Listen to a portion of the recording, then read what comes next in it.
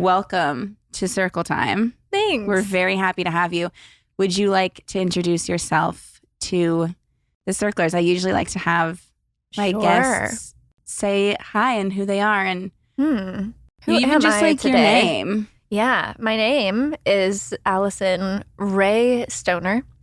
When I was born, it was raining, and then the sun came out, and the doctors told my parents to name this baby something happy. Really? So all sun rays, Alyson Ray. That's beautiful. So I think that's R-A-Y. a first share on a podcast. Oh my Exclusive. God. This is the Circle Time exclusive. You've heard it here first. I also am an actor and founder and author and what have you, but the baby origin story is pretty neat. That's huge. That is neat. huge. So it's R-A-Y, not R-A-E. It's R-A-E. Okay. But, creative license. Love it. Mhm. That's amazing. Okay, well, welcome.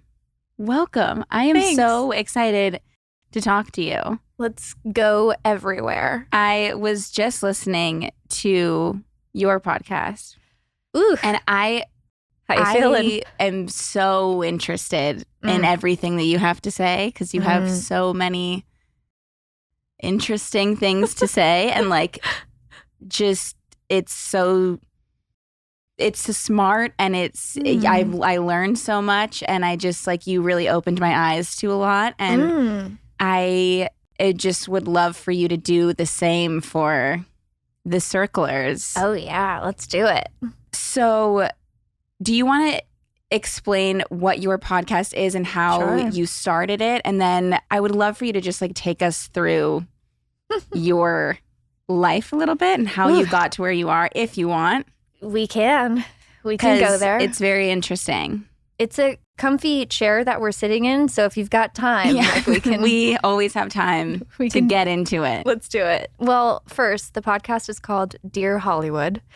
And in some ways, I am exposing the Hollywood ecosystem and looking for ways to improve what happens behind closed doors so that young performers, child actors in particular, can be better protected. We see a lot of documentaries and memoirs that show this repeated spiral or mental breakdown or, dealing with substance abuse or health issues. And no one has ever really examined why exactly that happens or how it unfolds. A person doesn't just wake up one day and go from being at the top of everything to, a complete crash. So I, for the last 10 years, having also been, a former kid actor myself and having the lived experience, started researching and studying different fields around child development, the influence of mass media on a young person's identity formation, and looking at family dynamics, looking at legislation, really just going in and trying to reverse engineer the toddler to train wreck pipeline, which is what I call it. And so the podcast digs into everything from the psychology of fame and auditions, which I think is an upcoming episode, to what it means to have a stage parent versus a parent who's actually super caring and level-headed, but still just wasn't prepared for what you got into. Right. So it does include a lot of personal anecdotes, as well as some stories about other things that I've witnessed throughout my career. So for the folks who are just interested in kind of juicy details, there's plenty of those, but there's also hopefully a deeper mission here to reflect as a collective on what it means to have kid laborers in this way.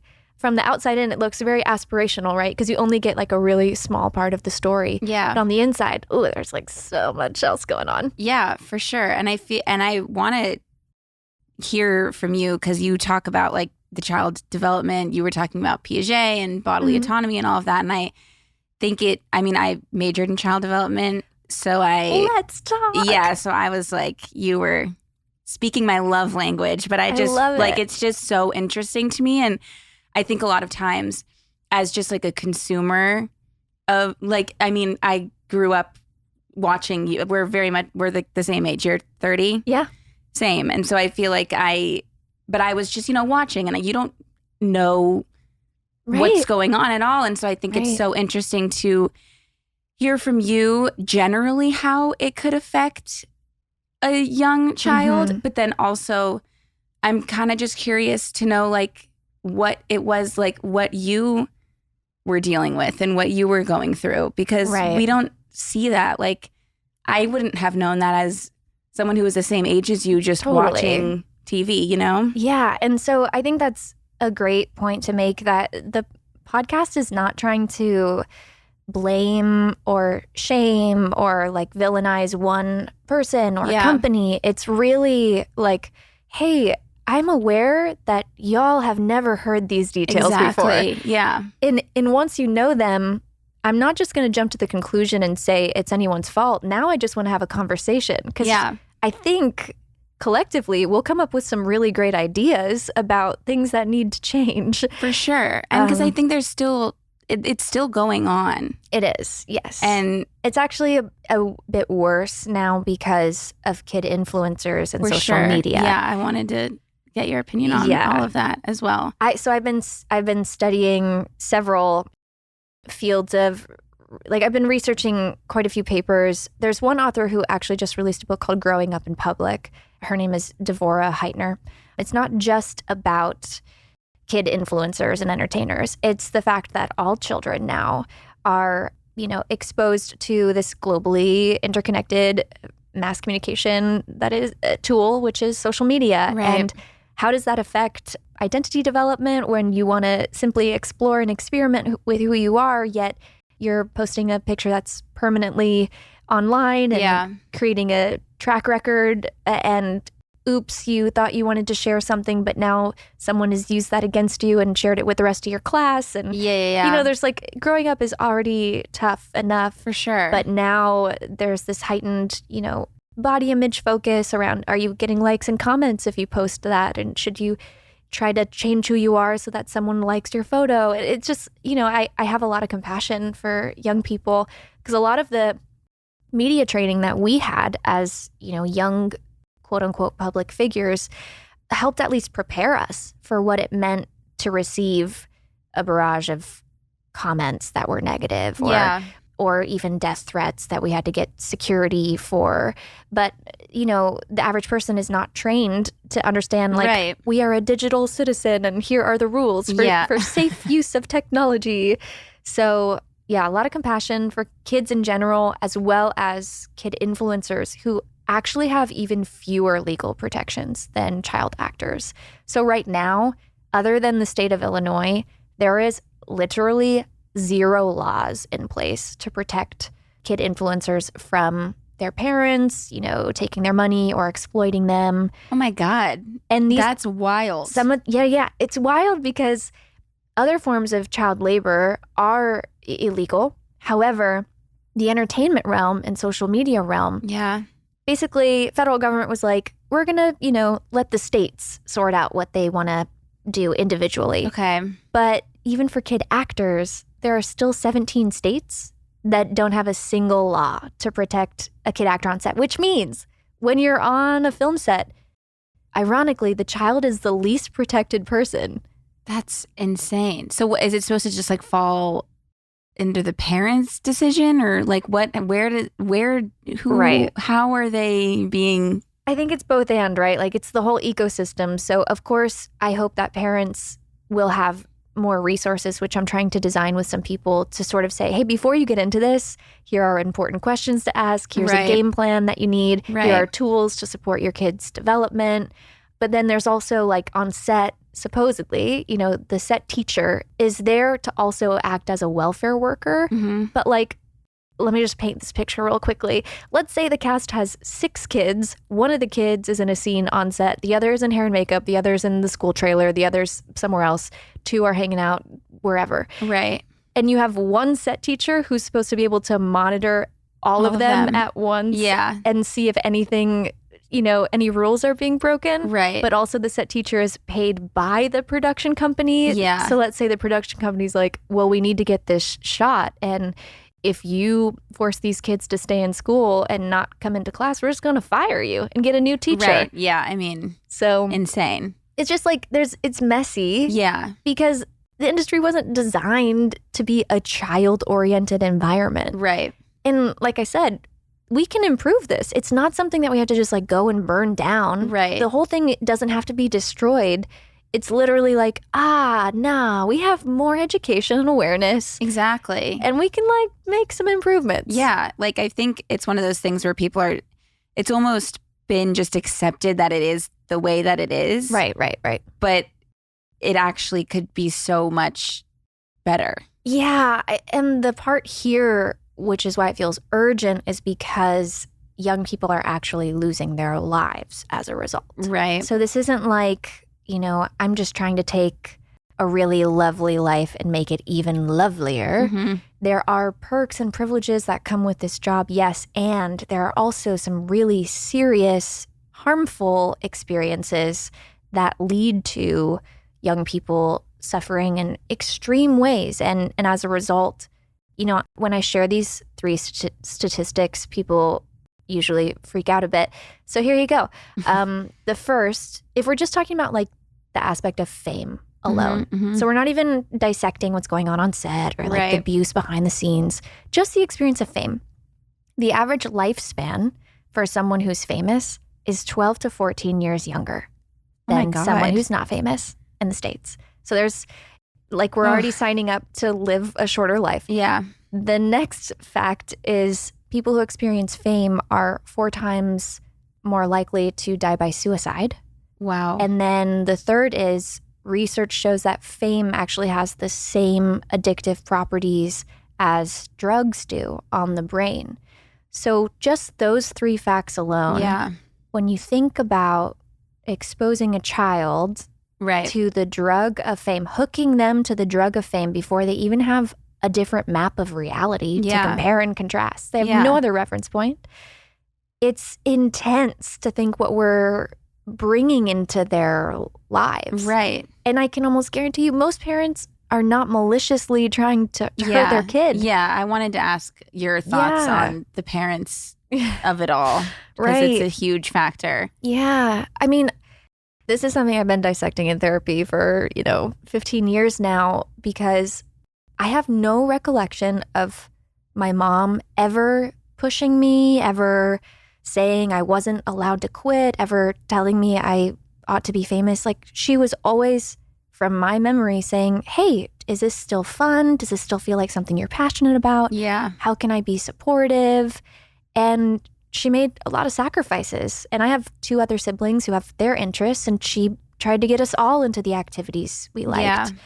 I think it's that she had no idea the long-term impact on my health and development. Yeah. And there were no preparatory manuals. Right. It's interesting, like, as an adult, if you go and get a job, usually there's like a training period. Yeah. Or you at least see a 1 sheet about the company, and you get like a manual for, I don't know, their systems and processes. You sign with an agent, there's no onboarding. Right. You're just now in a job, in a commercial industry.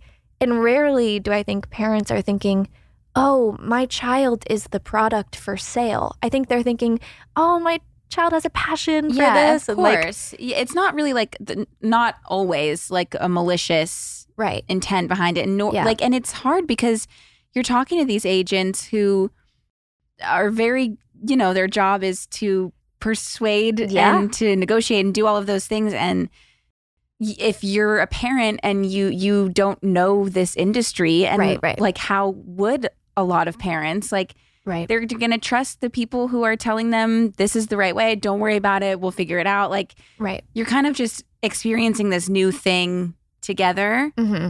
But the child is, like you said, the product, and it doesn't, they would never have it come off that way. So how would the parent even know? I will say something that's been interesting. So I still work on several animated shows. 2 of them are on Disney, I think. Yes. And I went to record an episode the other day, and the voice director, who I've known since I was a baby, because I've been working for Disney for forever. Yeah. And she was like, I have listened to, all episodes of the podcast, and I've never thought about so many of these things that you're bringing up. And she's like a wonderful human. Right. And so caring. And I've only ever had incredibly positive experiences with her. Yeah. And she does play a role in the ecosystem of child and family entertainment. Yeah. But like most people are just, applying for jobs, and then they get a job, and then they show up for work, and then they do their job. Right. We're not necessarily thinking, and nor do I hold it as everyone's sole responsibility to like take the child's well-being, into consideration. Right. But I think now that we know the outcomes, there are some important conversations and simple solutions like, if you're going to be a part of this sort of child entertainment ecosystem, there should probably be a training on what it means to like create a safe workplace. For sure. Yeah. And like how to interact with young people. Yeah. Of course. And it seems like duh, but it's like but it's not there. Yeah. And this is not, you're not like taking a child to daycare where people are at least aware. I mean, yes, I know there are horror stories from daycare, but there's like an expectation that there will be toys that are age appropriate and the activities will be age appropriate. Like kids going to set is like, take your kid to work one day and let me know how well they do the Excel spreadsheet. Yeah. Exactly. Like let me know how their focus lasts in that 2-hour meeting. Yeah, exactly. It's wild. Okay, so as you know, this year has kind of been a little bit crazy for us. We got married at the beginning of the year, then we moved, and then we found out we are pregnant.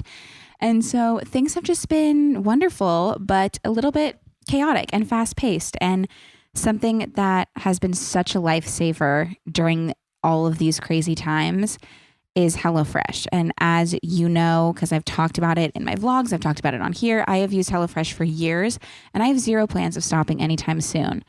HelloFresh has truly been a lifeline during all of the craziness, because a lot of the times when we get so busy, we just resort to ordering in or eating the same 1 or 2 meals on repeat. But by using HelloFresh, we get to take meal planning and grocery shopping off the to-do list, and we get to enjoy like a range of home-cooked seasonal meals every single week. And being able to have this constant changing, like these delicious meals that are changing, and I'm trying new things and I'm trying out different stuff in the kitchen. And like, I never thought that I would be a good chef, and I'm not saying I'm like a professional, but I have learned so much thanks to HelloFresh. And being able to enjoy a quality home-cooked meal with Cody during all of this chaos has just made us both so happy, and it's so much fun trying these meals. HelloFresh does the hard part, and Cody and I get to enjoy a good home-cooked meal, and it's just the best. The produce travels from the farm straight to your door for peak ripeness that you can literally taste. And like I said, these meals are seasonals, and the fall meals have been so good. The apple cider cake that we tried with the caramel sauce is delicious. The barbecue pulled pork nachos were good. And I saw that there's a mini pumpkin cheesecake that I cannot wait to try. I just love HelloFresh so much, and I know you will all love it too.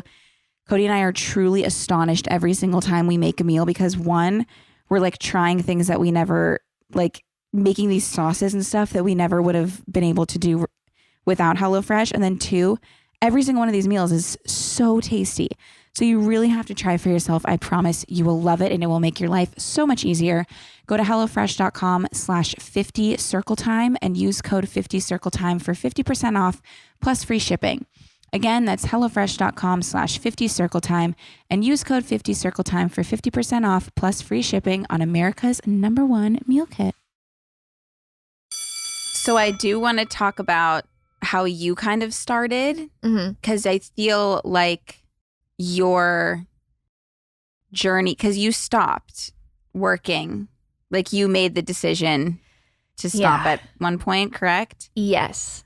I'm just curious, like, what it was like from the start to then, and like what you experienced and what led to that, and when you realized that you weren't happy and all of those things. So how did you start acting? Yeah. Well, I started dancing at 3 years old in Toledo, Ohio, and I'm sure it was just because my older sister was dancing and I wanted to be just like her.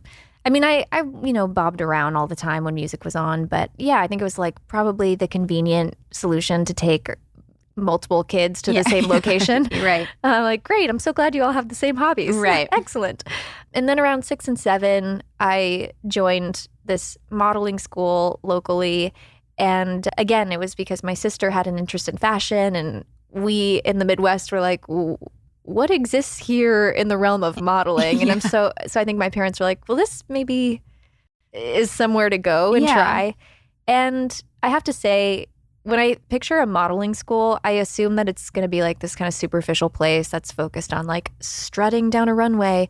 And these folks were super warm and kind. And it was almost more like how to, speak publicly with confidence and like, what does it mean to, develop yourself as a human? Yeah. So it felt more, I guess, homegrown in that way. But they still every year would take, a handful of their clients to IMTA convention in New York City, International Modeling and Talent Association.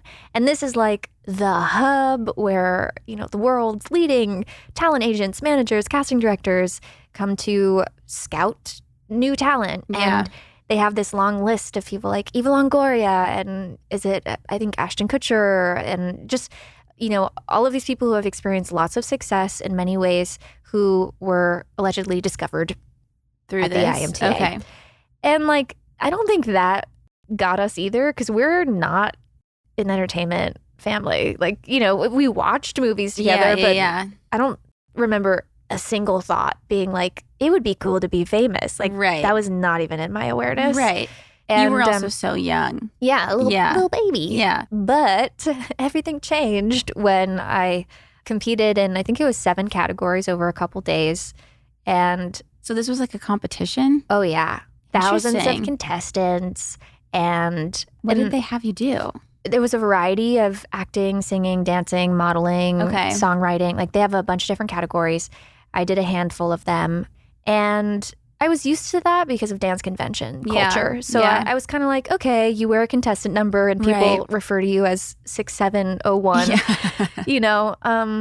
and so I was already, I was in competitive sports. So I kind of just was like, okay, I like the challenge. Right. As a 7-year-old, I suppose. And are you like innately a competitive person? I think I was. Okay. But more so with myself. It was always, kind of like that perfectionistic driven, achievement driven personality. Okay. And I think that happens sometimes if you experience like, getting an award at a young age, then it sort of like sets the standard and expectation of like, anything less than that is bad. Yeah. What does that mean? Have I failed? Am I wrong?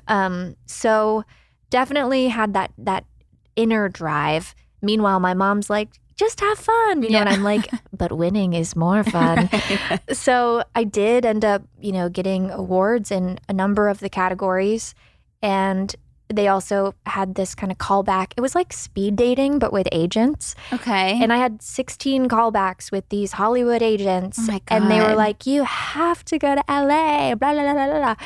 Meanwhile, my family's like, we were just expecting this to be like a weekend type of thing. Right. But there was this idea of possibly trying the industry in LA. Yeah. And so we went for, just a couple months and treated it more like kind of like this special vacation opportunity. Okay. I was still in school, but it was just my mom and me. But we were like, let's just try it. Well, sooner than later, I ended up again having, positive feedback in a way where I booked a job and suddenly now you have a contract. Right. And so if you sign it, you have to be there. Were you excited to act? Like, was it? Yeah. Did you like so. Really, could you grasp like? No, I couldn't grasp like what was totally really happening. Yeah. Yeah. Like my field of view was just whatever room I was in. Right. So in that room, yes, I loved learning lines and performing. I couldn't really fathom what it meant for like my family in Ohio to see a movie with my face in it. Right. And also, you come to find out very quickly when you get into the industry that like rarely are you doing jobs that are seen by a lot of people. Right, You're totally. taking, like, I'm the voice of a Leapfrog kids toy, and I Really? like, Oh, that's cool. you know, I have so many random yeah, jobs. yeah. I sing the jingle for Rascal Ranch Daycare Center, you know, like, which is a radio ad. Right. So you just don't think about all of the different jobs Totally. until you're like, oh, I was in that Kinko's now FedEx commercial at like, 7 years old, just standing next to a copy machine. I think I can say with confidence that if I was not enjoying it or I was expressing some sort of signal that it was negative, my mom would have stepped in. Yeah. Instead, I think I already felt a deep responsibility that if the family was making a sacrifice, I needed it to work. Yeah. And I felt guilty too, because eventually we uprooted the entire family. And, the promise was that my sisters could also find things that they loved in California as well. But I've carried that with my whole life. Like, what would their lives have been like? Yeah. Not only if they got to stay in Ohio, but also if their sibling didn't experience some kind of fame that shifted the whole family dynamic. Yeah. So what was the first job you booked? Oh, if I can even remember, there were so many funny ones. I do remember booking a Barbie commercial. It was industrial, so that means people at home aren't going to see it. It's just to be shared within the company. Yes. And I got to, try on their new outfits. And I felt so sad when I saw the final edit because they essentially cut me out. And that was the first time I had experienced what felt like, oh, I was missing my 2 front teeth and didn't look enough like Barbie, and therefore maybe wasn't the right look. Yeah. But I thought when they hired me, oh, it must be okay. This is the wild part. We went as far as to go to this orthodontist who worked with kid actors and made false teeth for us. Really? And we called them flippers. And so I would bring them in and flip in my false teeth. Really? So I had a perfect smile. What was a retainer? Yeah. Oh my God. And so on set for that job, I was eager to say, hey, director, I have this option. I can look more perfect. Right. And they said no. And so to then see the final edit, who knows? Yeah. It could have been a million reasons that, my footage didn't look as good as the others. But I internalized the belief, the other kids were so pretty. Yeah. And looked like Barbie, and I never saw myself like that. I just didn't really have that kind of cute. I wasn't the blonde, blue-eyed child. Right. So yeah, that was an early job that still, left a deeper Stuck impression. With you. Yeah. Yeah. Of course. But, kept working all throughout my younger years. And the long story short of it is I just had no idea what kind of health issues were accumulating, the levels of stress. And, people use the word burnout, and until you're in it and realize oh, your body actually shuts down and you're on bed rest in rehab, whoa, I just hadn't put it together that my body couldn't maintain what was being asked of it. My sort of coping strategies, I saw a lot of my peers, coping with drugs and drinking, or they were partying, and that didn't feel like the path I wanted to go down. But I still had obsessive eating disorder related behaviors. Yeah. And I think my response was, oh, this all feels really overwhelming. I'm just going to dissociate and disconnect. And that was sort of my coping strategy for most of my teen years. Yeah. I was, acting and performing and channeling these emotions on cue, on camera. Right. But in my personal life and in managing, strangers coming up to you all the time. There's just so many odd experiences that I just was I can't, I don't have any tools yet to manage stress and anxiety. I don't know anything about somatics and the company I will 10 years later, co-found. So in the meantime, gotta go offline, checking out, see you later. Yeah. Which, then led to, of course, in the moment of rehab and working with therapists and saying okay, what does holistic healing look like right now for your mind, your body, your emotions, and realizing the flood of feelings and experiences that had been suppressed. Yeah. starting to come up. Ooh, it continues to be hard to just navigate emotions on a daily basis as a human, but especially after you've shoved it down for 15 years. I'm sure. I guess it wasn't 15, but many years. But still, it all comes rushing out. Yeah, totally. And were you doing that work like after you kind of took a step back from acting, or like were you still acting and then you started doing that and then you realized how much you had been holding in? Yeah. When I was in rehab, that was sort of like, it felt like the only way I could show my team that I legitimately needed a break. Okay. Because I was trying to like be, in therapy while working, but I was still working like 6 full-time jobs. Like the equivalent is just, it's absurd the hours that young performer, a lot of humans, like it's not just this industry, but certainly more than my body could sustain. And your teams are there for you to continue working. They're not there to like protect your well-being. Well, hopefully they are, but many aren't. Yes. And so I remember thinking like, if I go away, then you can't reach me. Yeah. And I get to have a real break. Right. And I did need it. I did need help. But even when I was in rehab, they kept sending auditions. Did they? Oh, yeah. And I was like, y'all, what? Yeah. Yeah. Do you hear what you're doing? Right. Let's take a moment. Yeah. But coming out of rehab, I thought, okay, did I just go in there to get stronger so that I can return bigger and better than ever? Yeah. Or is this a pivot point? And it was terrifying to imagine like starting from scratch. Right. That was my biggest fear, really. It was like, oh no, am I going to become the child actor has been that I never wanted to be? I wanted to prove I can do this forever. Yeah. But at the same time, I was like, actually, I have so many other interests in life. And I've never taken even a second to tend to the other parts of myself and my potential and whatever. So slowly but surely, I felt like I was like tiptoeing away from being in the industry. And I say that I took a break, but technically I've remained on shows since I was 6 years old. I don't think I've ever, other than like kind of getting my start, once I started doing voiceover work, like I've pretty much always been on some kind of series. Yeah. It's more so that the way I mentally relate to the industry feels like I have a lot more distance. Okay. And it's just like, oh yeah, I'm going in to do this job. We do this thing.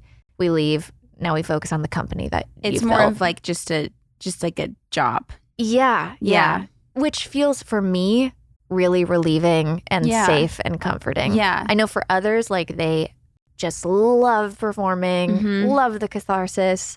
And for me, I'm now deeply appreciating like the community of the team that's building something together. And I like cherish that moment. And I definitely still want to, give my best performance. But then after, it's like, so glad to be co-creating something great with you guys. All right.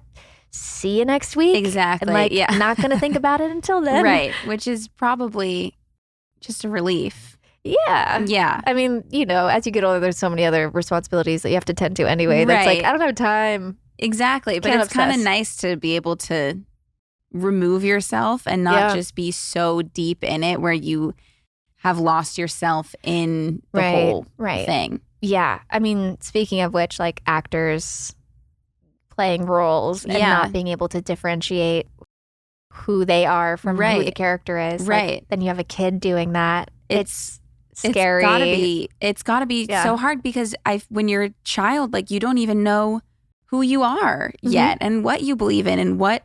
Right.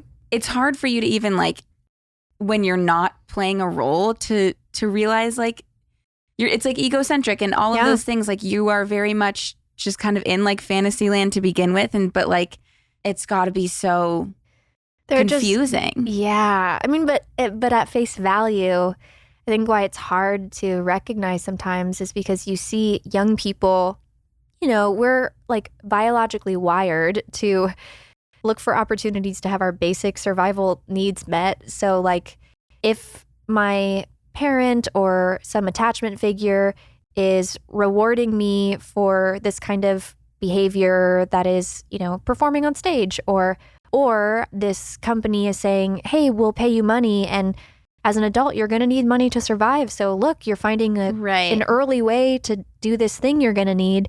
Like as a little one, you're sort of like, okay, I'm going to do the things that help me know that I have access to community, resources, shelter. Yeah, you feel like you're setting yourself up. Yeah. Right. Yeah. I mean, maybe not even consciously, but like deeply, you're just kind of using the feedback externally and like figuring out how to navigate being alive. Right. And so it's not until much later when you're like, oh, like the first set of strategies maybe weren't the most effective. Right. For overall like health and sustainability. Of course. Yeah.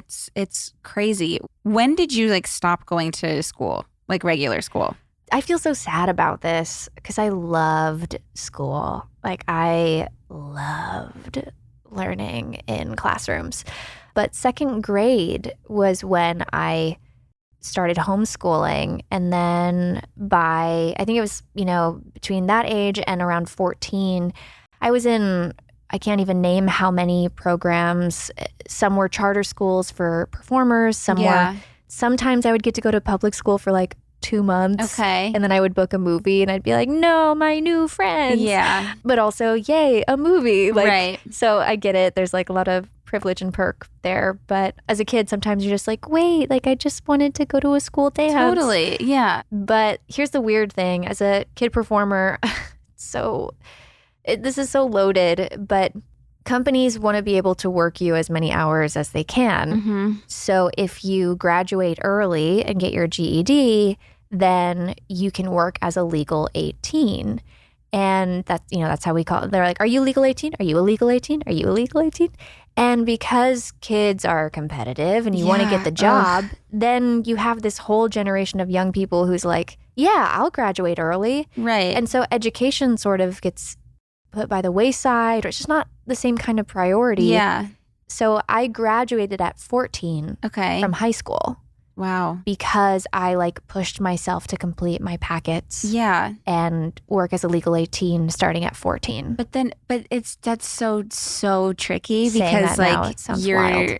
You're like not as developed as an 18-year-old. Right.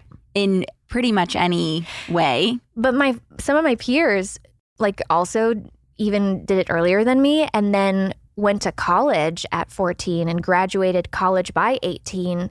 And you just think about like that's wild. The social dynamic. Yeah. So were you getting like socially then when you're on set? I'm so weird because of this life.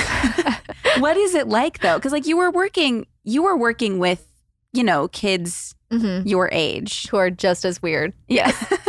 But like, what is it like? Do you guys hang out? Like, is there like a social aspect, or is it really just like you're kind of doing scenes together and then you're going elsewhere? Like, right. And like colleagues. Yeah. Yeah. Like, what is it like? And like the normal experiences of like dating or crushes or whatever it is. Like, what is it like having to do all of that on set? Yeah. What is it like to have your first date include paparazzi? It's got to be. It's horrible. Yeah. It's horrible. Right. But yeah, being on set, every set's different, right? And every family's different. Some families are kind of like reclusive and stay to themselves. And then like the kid has, their other friends in the neighborhood, and they just kind of like treat the project just as a project. Okay. Other families are like, let's all hang out and get super close. Then there's, family drama, as always with anything. But for me, I found that I kind of had to hold in my awareness the fact that I'm deeply bonding with these people for like a week or a month, but I'm eventually going to have to say goodbye to them, even though in the script we're family, like we're blood related. Right. And even though we might have like really emotionally intimate scenes together that are so vulnerable and heart opening, I'm going to have to say goodbye to them. Yeah. And most likely, you learn after the first couple jobs, like you can't stay in touch with everyone because you would be trying to stay in touch with thousands of people because you just bounce around from gig to gig or audition to audition. So there was a bittersweetness in learning like how to open up quickly, but then not believe that anything was going to last. Oh, that's so tough. It was really sad. Yeah. That's something that's how I was affected. I don't know how other people were. Yeah. But I've found that that's mirrored in my romantic relationships. Interesting. Where I'm like, okay, let's, we can lean into each other for this time period. And yet I'm still kind of like, well, I know that eventually this is going to end and transition. So I'm not going to totally release into it. Right. So that's only happened once actually recently, where I was like, I think I'm ready to allow myself to just be held totally and believe that you're going to consistently, reliably be here. Right. But it took 30 years. But yeah. You got there. Yeah, I know. Slowly and surely. Secure attachment. Ugh, what is it? Yeah. But yeah, the socializing on set, I think you have to picture kid performers are kind of like mini adults. Yeah. And so the nature of our conversation, our body language, everything is just bizarre. Right. We're just weird. Truly weird. And at least that's, I think, how I interpret it. Yeah. You want to go out and you want to just meet friends anywhere, but you can't really, because you just don't know if people are trying to hang out with you because you're on TV or if they're going to tell other people your personal business. Yeah. And so, yeah, it's a bummer in terms of authentic friendships and relationships. Right. And I mean, I feel like your trust was manipulated a lot through that, but also feeling like you only have so much time with these certain people, and how are you supposed to fully immerse yourself? And so it's just not easy. Yeah. And the adults around you too, right, are on your payroll.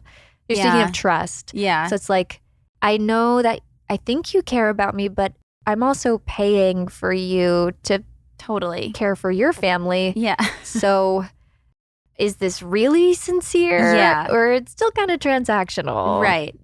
Did you have to kind of learn that you can't trust everyone the hard way? Or did you already kind of was it kind of just built into you realizing these interactions that you were having? That's interesting. I think I kind of had a wall up pretty early, but maybe, I did have a number of times where, yes, I got burned or financially exploited, but I didn't have it as bad as many other people. And I think it was maybe by actually observing what my peers went through that I thought, better to be safe, dissociate so I don't feel anything, and stay guarded and not lean on anybody. Yeah. But that, for me, you also have to look at the household that the kid is raised in. And we had a certain kind of abusive dynamic with my stepdad, and there's addiction that runs in my family. And so as a kid, I already kind of was the parentified child. Got it. I sort of was I need to be self-reliant because I don't know if I can trust the caregivers. Yeah. But, I don't want to speak only to the negatives, because I also know I had a safe enough household and a special enough household that all of these wonderful things could happen too. Yeah. So it's, it's both and, light and shadow. Right.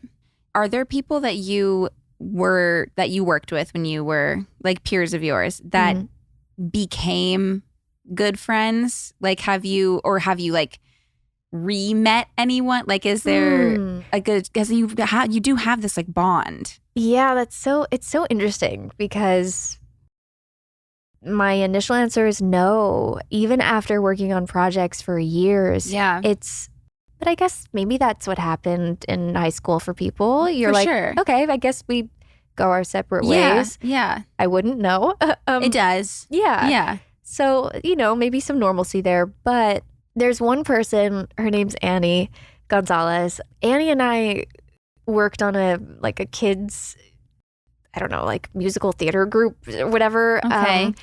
And Annie's career took a very different path in terms of not really having a breakthrough moment until later. Okay. And so we remained friends all throughout when I kind of started getting busier, and she was still auditioning but hadn't quite landed things. Well, now the roles have reversed. She is in Eva Longoria's movie Flamin' Hot, I think, as the lead woman. I should know this. I'm she's my sister. And she was on Hentified on Netflix. Amazing. I don't know her her resume because I only know her as she feels like family. And Right. we don't talk about the industry much. And I don't have a TV and I don't have Netflix, so I'm kind of out of it. But really? Yeah. Wow. So, but she is someone who I have remained close with.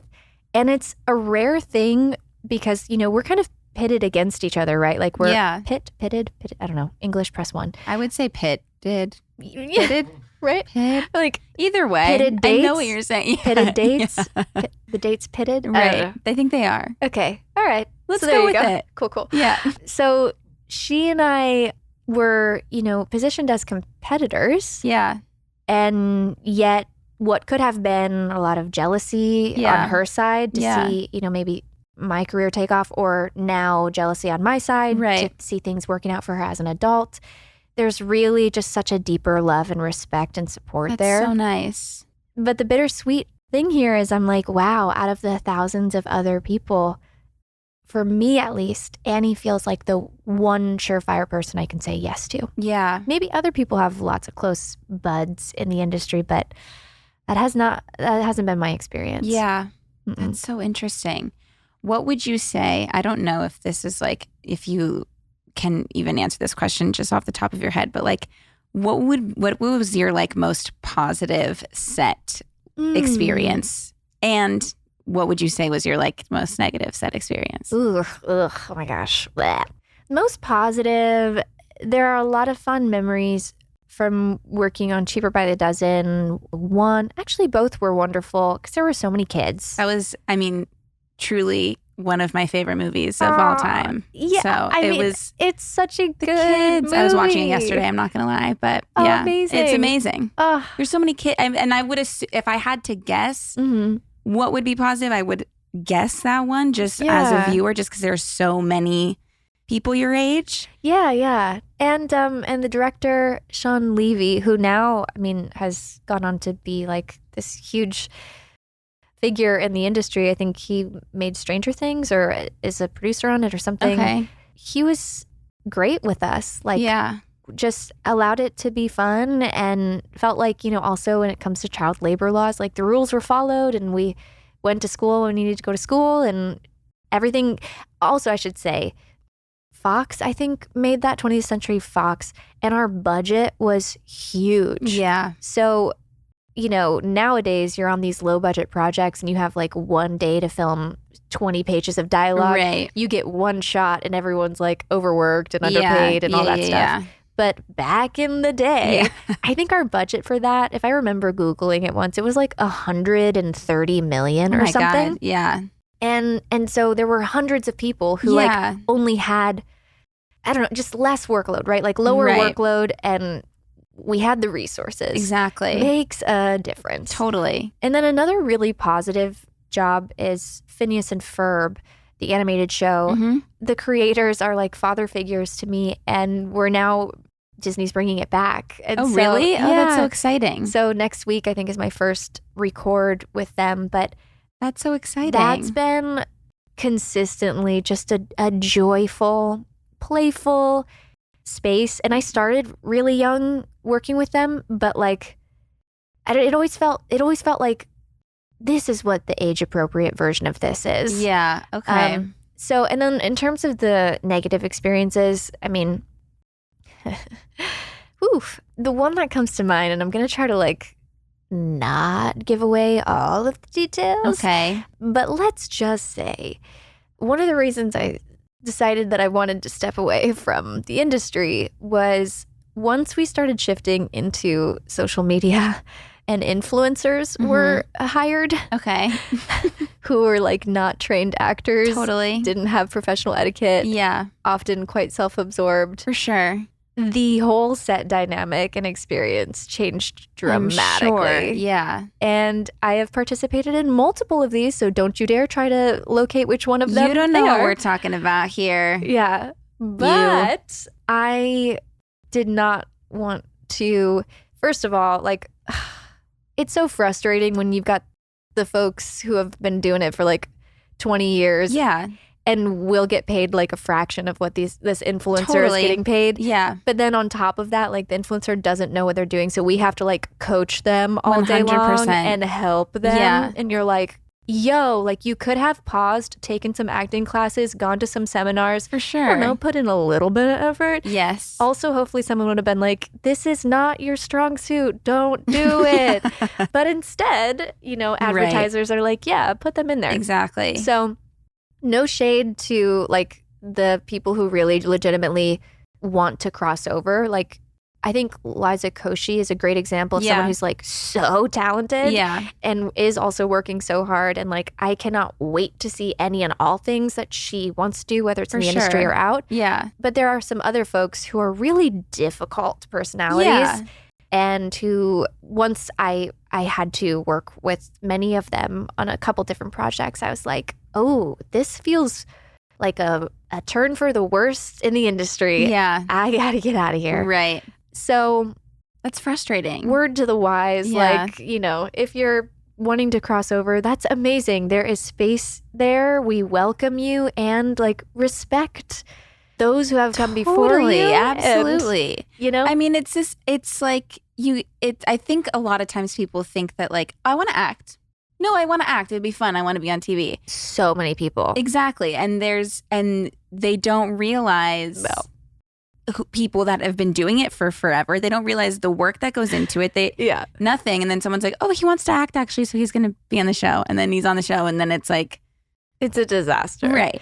And then, okay, we must give all of the credit to editors who are literal magicians. Yeah. Because I have worked with a lot of people. And I'm like, there's no way this footage is redeemable. Right. And somehow, almost frustratingly so. Yeah, you kind of wish. You see the end result and you're like, it looks like you know what you're doing. Yeah, right. And I'm like, dang it. Right. Yeah. But editors are magicians. Right. Truly. And after that happened earlier when I was on a film project playing opposite someone who... It was rough for everyone. It was rough. It was rough, real rough. Okay. And then we saw the end result and like the fandom that resulted for this person. And we all just kind of sighed and laughed and were like, oh God. If only you knew. Yeah. But it's not important. I'm like, all right, cool. On to the next. Right. Yeah. Interesting. I was thinking about that. I think about that often, like sometimes when I see just influencers and stuff who have made the leap. And some are, like Liza, great. Mm-hmm. But some I'm just like, I don't know if you deserve this one. Is that mean to say? I don't know. But it's like, there's just people who work so hard. And I just, sometimes I'm like, it takes more than just being like, I want to act. Well, and that's where the decision makers are not thinking about talent or like hard work. It's just like it's a numbers game, right? Yeah. So that I think also is one reason I don't have a TV or Netflix, because I was seeing what felt like to me, and I don't want to speak about the industry totally in this way, because I know there are simultaneously like some of the best shows and projects coming out ever. Yeah. Like incredible performances, the storylines, the representation, everything is like, whoa, amazing. Yeah. But there are a handful of trends as well where I'm like, ooh, the quality is really tanking here. Like, what? How did this get funded? Yeah. And then you're like, oh, because those people are attached and you're doing literally product placement in every scene. Totally. And this is more of like a corporate advertising play than anything. Yeah. So yeah, it's, it's both and. But, and I have no... Like, I'm hardly in the industry anymore, and who am I to ever, like, I don't ever want to be the reason someone doesn't pursue what is a dream or interest of theirs. For sure, absolutely. And I don't know what journey they're on, like, at a soul level. Maybe, perhaps someone doesn't have the skills right away, but they'll grow into it with a little practice. Or, like, so I'm like, try to stay open-minded. For sure. But after like, doing it for 20 years and then you're like, wait, these sets feel like we're going back in time. Yeah. That's when I was like, yeah, man, this feels a little less interesting. I think I'm going to go start a company. Yeah. And I mean, what you're doing is amazing. Thank you. It's exciting and intense. Yeah. But like, it's I think, and it's funny that you said how much you loved school when you were so young, because I feel like you have taught yourself so much now, and you've learned so much, and you have, like, when I was listening to you talk on your podcast, it was like you are a well-informed person who clearly loves to learn. And so I feel like you haven't lost that. Thank you for naming that. I received that. That's something I have felt really insecure about for most of my life until recently. You know, because when you're not in school environments or you miss all this curriculum, it feels like, oh, I don't know anything that other people in the school system know. Right. So I do think I felt like I was playing catch up for many years. But nowadays, something clicked. I think maybe I was just like, I can't keep feeling this imposter syndrome forever. Right. Or like, I've read enough papers. Like, come on. Yeah. At some point, you got to give yourself a little credit, Alyson. Right. But I think perhaps it was when I did start the company, because I had no background in business in that way. Yeah. And so the learning curve was so steep. Mm-hmm. And to see, my sister's my co-founder, could not have done it without her, to see us actually go from ideation to design and prototyping to, you know, iteration to finding your product market fit to actually like running a company. Yeah. I think that's when I went, oh, maybe I am capable. Yeah. But until then, all of these years was like, I don't know what I'm good for other than singing and dancing on cue. Well, you're doing amazing. Thanks. And it's just so nice to talk to you. I feel like I could talk to you for a long time. I want to ask you questions, but you know. One next day. time. Yeah. I do have one thing I like to do with all of my guests. Is that a Ziploc bag? It is. It's a reusable Ziploc bag. Okay. It's really hard to open. But are we playing a game? it's a I take like journal questions for kids, basically, that you would like ask preschoolers and ask people them. So you can choose one of these and answer it. I don't know what they're going to say. Can I ask you some preschool questions in response? Sure. Okay. Can I go first? Yeah. Okay. If your mood were a color, what color are you feeling? Oh my God. I've actually wanted to start doing this at the beginning of every episode. But I think today, probably like orange. I'm just like, I feel like bright. Yeah. Today. Nice. I don't know, a little bit like not normal. Okay. But like a little bit happy. I don't know. Okay. Not like common.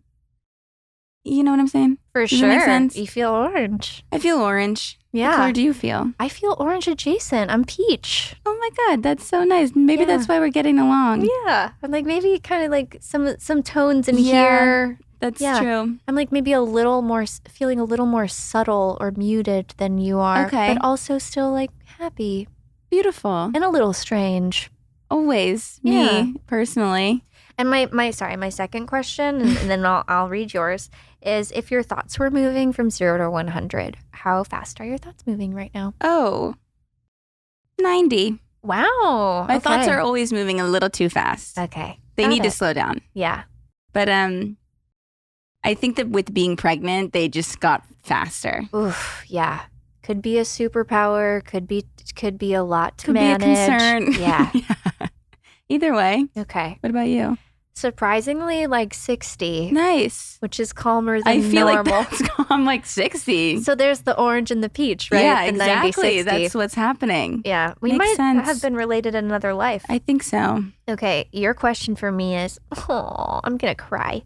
Have you ever had an imaginary friend? Everybody pulls this one. Oh, really? I love it. No, it's so funny. I think it might be the color of that. Oh, blue. I think it's like the sparkly blue that people are appealing to. You better wrap it in orange. I'm going to move it. Have you? So, oh God, it's going to be like a slightly sad answer. It's okay. But I felt like because I started working so young, I didn't get a chance to like have any imaginary friends. Okay. Because I needed to know very practical, concrete things about the world. And I couldn't like let my fantasies guide anything. Okay. what the silver lining here is that now as an adult, I feel like I've reclaimed my imagination and creativity. Yeah. And while you could call them imaginary friends, I suppose they're all of the little parts of ourselves and sub-personalities. For sure. Within. In that way, I have lots of imaginary friends. I was going to say, it's never too late. Yeah. And I'm open. I'm actually taking applications. If anyone's watching and wants to apply, I would love an imaginary friendship. I'll be your imaginary friend. Okay. Great. Perfect. Orange and peach. That's us. Come on. That's probably a kid's show waiting to be written. And here we are. are. And we're not hiring influencers. That's fine. I mean, I don't count myself, so. Me neither. I mean, technically, I'm like, that's my job now, but anyways. Anyway. Well, thank you so, so much. I truly enjoyed talking to you so much, and I would love to have you on anytime. Let's hang. Thank you so much for being here. Would you like to tell the circlers, where they could listen to your podcast or where they can find you? Or Right. Yeah, if you want to hang out again in my part of the circle, it's called Dear Hollywood. You can find it on all platforms, including YouTube, and you can follow my personal accounts at Alyson Stoner, and you will know that Alyson really is about being all sun rays. Most people will not. It's true. I'm experiencing it right now. Yay! And if you do come hang out, like drop a little note in the DMs and be like, "All sun ray, what's happening?" Yes. And I'll be like, "I know where you came from." Circlers. Yes. They will. Yeah. Circlers sounds like such a heartwarming name and also like a great cult. We're a little culty. If you ever want to start one, I'd join. Okay, that's all I needed to know. Yeah, based on this interaction, I would sign up. Perfect. Yep. Okay, perfect. Great. All right, well, thank you guys for watching. Love you all. See you next time. See ya. Bye. It's circle time. Let's sit down and have some fun. I said it's circle time. Just you and I.